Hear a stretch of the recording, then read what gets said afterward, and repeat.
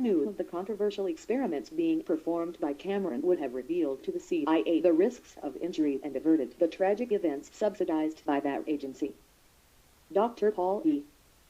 Termansen, a Vancouver psychiatrist who was treating Plaintif3, had been at McGill in the early 1960s and provided us with a sworn statement that during his time at McGill there had been considerable controversy about Cameron's experimental activities, which were promptly terminated by his successor Robert A. Klebhorn. Dr. Saland also confirmed that during the 1950s, there was considerable controversy in the Montreal and Canadian psychiatric and academic communities about the departing and other experimental procedures used by Cameron at the Allen Memorial Institute.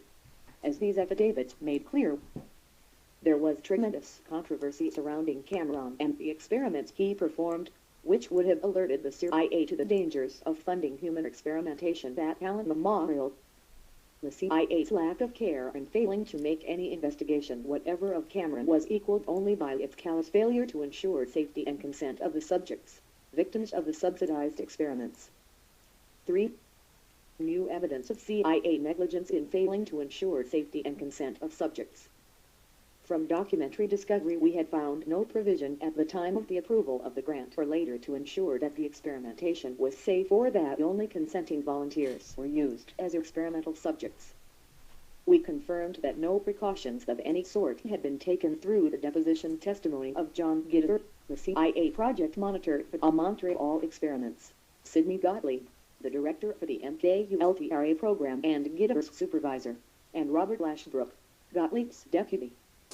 All three of these major actors in the funding of Cameron testified on deposition that the CIA took no steps whatsoever to ensure that experimental subjects would not be injured or that the CIA-funded experiments would be conducted in an ethical fashion. Gitter admitted that he never really thought very much about his Cameron's actions any time because I wasn't interested and that he was really not interested in his Cameron's patients. Gitter continued. Phew. You didn't have the slightest interest in Cameron. 8. That is absolutely true, sir. Asterisk, asterisk, asterisk, asterisk, asterisk. Q. You didn't feel responsibility to find out what Cameron did to the subjects of the CIA-funded experiments. 8. No, sir. Sidney Gottlieb likewise admitted that he had not evaluated the experimental protocols for the research Cameron would conduct with CIA funding, that he had not determined whether the procedures would injure experimental subjects, and that he didn't even know whether anyone at the CIA had done so. Robert Lashbrook was equally uninterested in the safety of the subjects of the experiments he was helping to fund. Q. Did you at any time make any suggestion on any projects on how to safeguard the experimentees? 8. It wasn't felt necessary really to go into a lot of detail as to exactly how they were handling the subjects. In general, patients would be of low interest. Gottlieb, Lashbrook, and Gitter each also admitted that no effort was made to ensure that Cameron's patients would be told that they were undergoing experimental procedures. Gottlieb failed to determine whether Cameron was going to tell patients and their families that the experiments were new and untested and that other accepted therapeutic procedures were available for mental illness, and he had no recollection of instructing Gitter concerning the CIA-funded experiments. Gitter admitted that patients in a psychiatric hospital often exercise impaired judgment and that it was particularly important that they be told that they were participating in experiments. Yet he too felt no obligation to protect the psychiatric patients who would be used in a Montreal experiments and, indeed, failed even to instruct Colonel Monroe to obtain reports on the condition of those patients after the experimental procedures. In short, Gottlieb's deposition testimony was Q. It is correct, is it not, that Cameron had complete discretion as to what he would tell the patients in the experiments that were funded by the CIA. Witness and counsel confirm. 8. That is correct.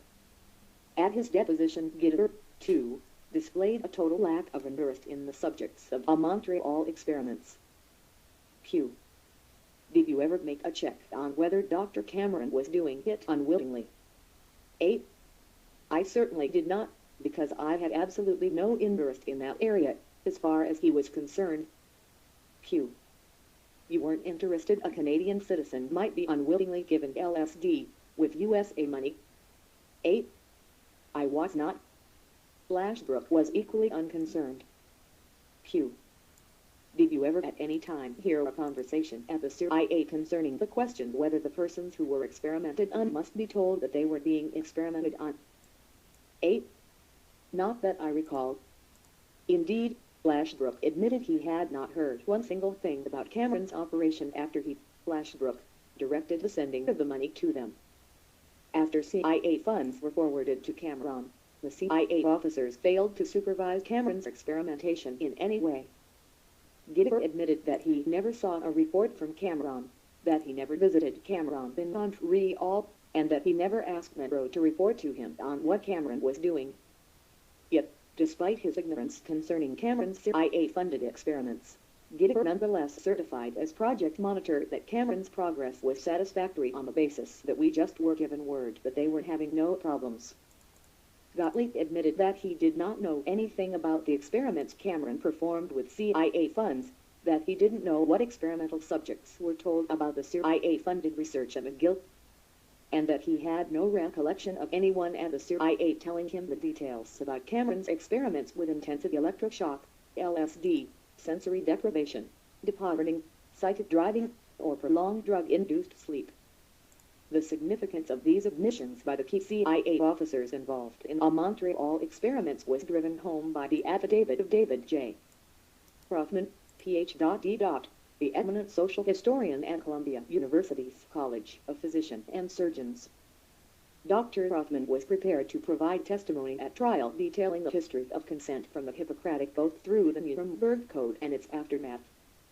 As detailed in his affidavit to the court, Dr. Rothman's conclusions left no doubt that the conduct of Gottlieb, Lashbrook, Gitter and, ultimately Cameron, was unethical. During the 1950s there was a recognized obligation on the part of entities financing, sponsoring or conducting medical experimentation to adopt ethical standards reflecting the principles set out in the Nuremberg Code, particularly the informed consent requirement, and to make inquiry and to ascertain the competence and prudence in dealing with research subjects of those conducting medical experimentation on their behalf. By the 1950s it was clearly irresponsible for a physician to conduct experiments upon patients without obtaining their voluntary consent to be research subjects. As the deposition testimony of Gottlieb, Lashbrook, and Gitter made clear, these ethical principles were mocked by the CIA's conduct in the MKULTRA program, and the agency's subsidies to the experimentation performed on our clients.